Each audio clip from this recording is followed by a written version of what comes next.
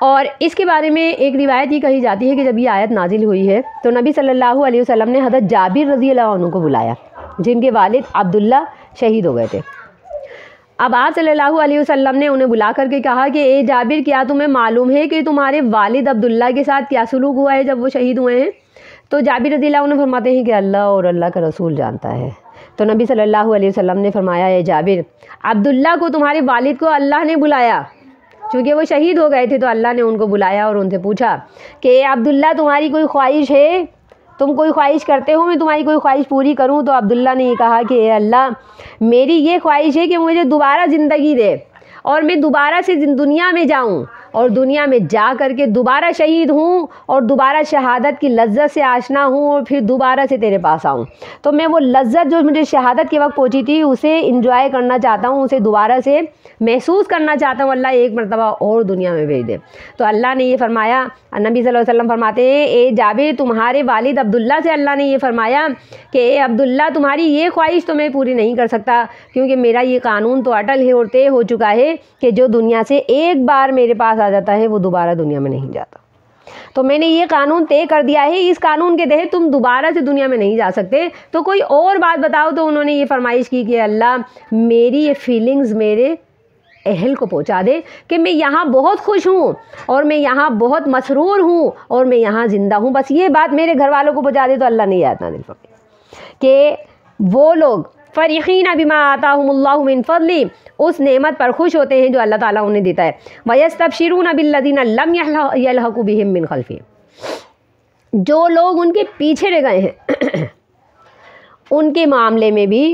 وہ خوشخبری حاصل کرتے ہیں کہ جو لوگ ان سے ابھی ملے نہیں ہیں وہ ان کے بارے میں بھی خوشخبری حاصل کرتے ہیں۔ یہ روایت مشکات میں حضرت ابو ہریرہ رضی اللہ عنہ سے مرفوع روایت ہے۔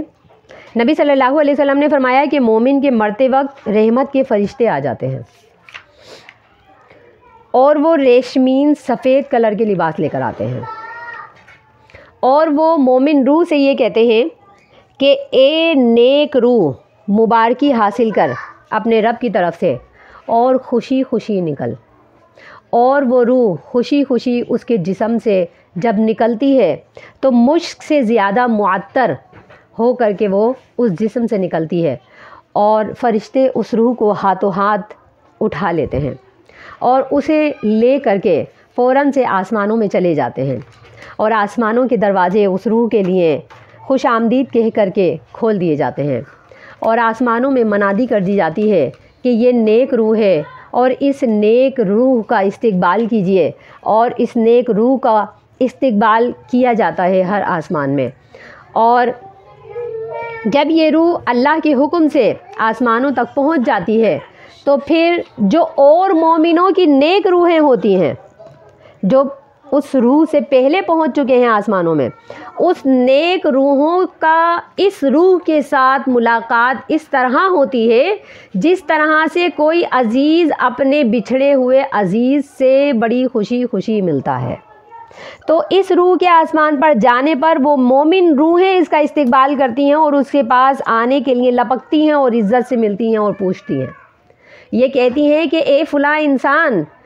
تو دنیا سے آیا تو اس وقت دنیا میں اس فلانے کا کیا حال تھا، یعنی وہ اپنے رشتہ داروں کی خبر معلوم کرتی ہیں اور کہتی ہے کہ ہمارے اس رشتہ دار کی، اس عزیز کی خبر بھی دے جس کے پاس سے تو آیا کہ وہ دنیا میں کس حال میں تھا۔ تو وہ جو نیک روح آسمانوں پہ جاتی ہے وہ کہتی ہے کہ میرا تو یہ خیال ہے کہ وہ روح تو میرے سے پہلے دنیا میں آسمانوں میں آ چکی ہے، یعنی کہ وہ شخص تو مر چکا ہے، تو کیا یہ وہاں یہاں نہیں پہنچا، وہ یہاں ڈھونڈتا ہے۔ نیک روح اپنے دنیا میں پہلے آنے والے لوگوں کو یہاں ڈھونڈتی ہے اور کہتا ہے کہ وہ تو مجھ سے پہلے آسمانوں میں آ چکا ہے، وہ تو مجھ سے پہلے مر چکا ہے، کیا یہاں نہیں پہنچا؟ تو سارے لوگ افسردہ ہو کر کے یہ کہتے ہیں ہو سکتا ہے کہ وہ سجین میں چلا گیا ہو سکتا ہے کہ وہ جہنم میں چلا گیا۔ تو یہاں سے یہ بات پتہ چلتی ہے کہ جتنے بھی شہید ہیں وہ غیب کے عالم نہیں ہیں، نہ وہ لوگ کے جو وہاں موجود ہیں نہ وہ لوگ جو یہاں سے گئے ہیں،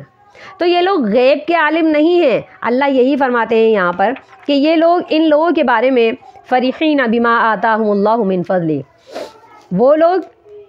جو ان سے ملے نہیں ہیں ابھی، ان کی بھی خبریں حاصل کرتے ہیں اور ان کے بارے میں وہ خوشخبری حاصل کرتے ہیں۔ اور ایک روایت کی روح سے جو لوگ دنیا سے نیکی کرتے ہوئے چلے جاتے ہیں، ایمان کی حالت میں دنیا سے چلے جاتے ہیں، تو وہ اللہ کے پاس جا کر کے یہ فرمائش کرتے ہیں، اللہ ان سے پوچھتا ہے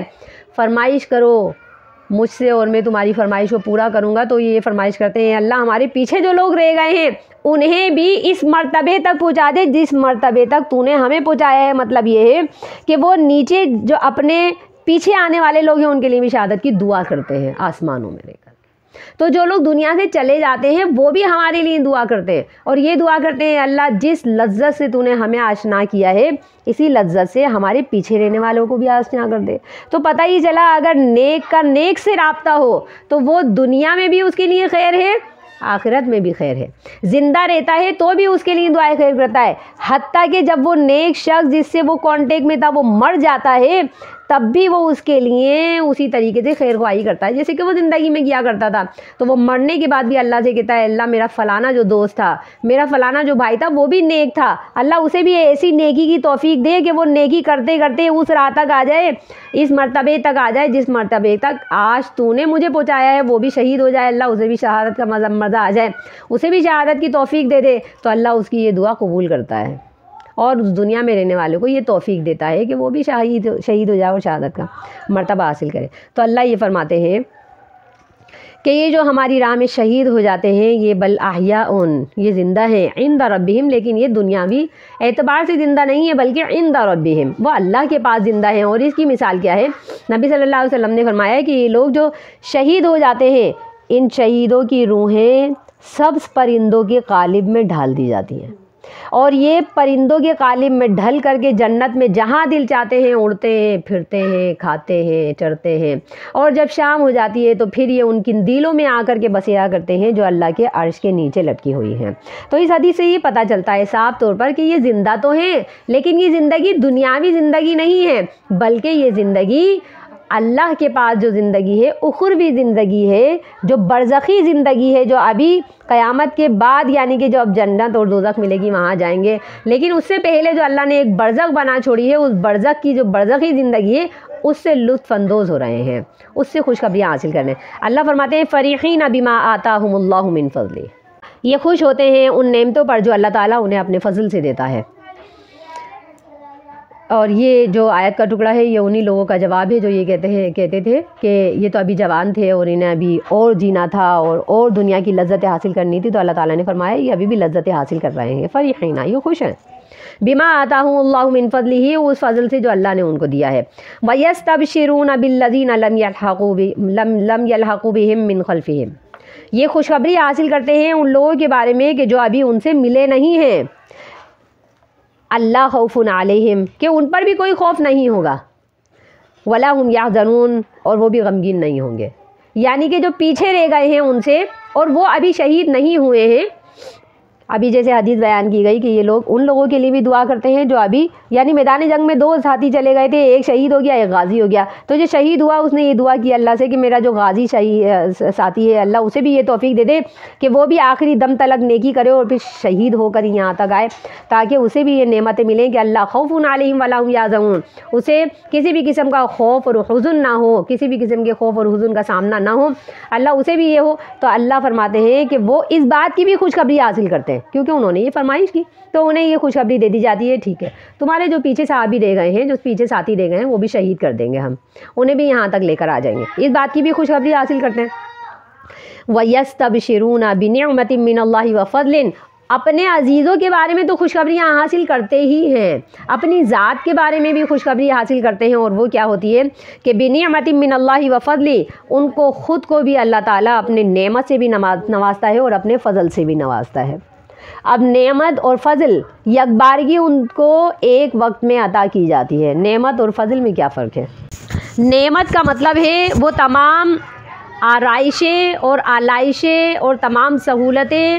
جو کہ اللہ تعالیٰ کسی بھی انسان کو اس کی ضرورتوں کے تحت عطا کرتا ہے، اور ضرورتوں سے زیادہ جو عطا کر دیتا ہے اسے فضل کہتے ہیں۔ یعنی ایک چیز ہے کہ جسے انسان کی ضرورت کہا جاتا ہے تو وہ نعمت ہے انسان کے لیے، اور جو نعمت سے بڑھ کر کے ادا کیا جائے اسے فضل کہا جاتا ہے۔ اور یہ فضل اس طرح بھی ہے کہ اللہ تعالیٰ انہیں ہر قسم کی ان کی خواہشات پوری کرتا ہے جنت میں، اور ہر قسم کا کھانا پینا پہننا اوڑھنا اور ہر قسم کی نعمتیں انہیں عطا کرتا ہے، اسے نعمت کہتے ہیں۔ اور فضل کا مطلب یہ ہے کہ اللہ تعالیٰ نے اسے عام لوگوں کے درجے سے ایک درجہ اوپر کا عطا کیا ہے۔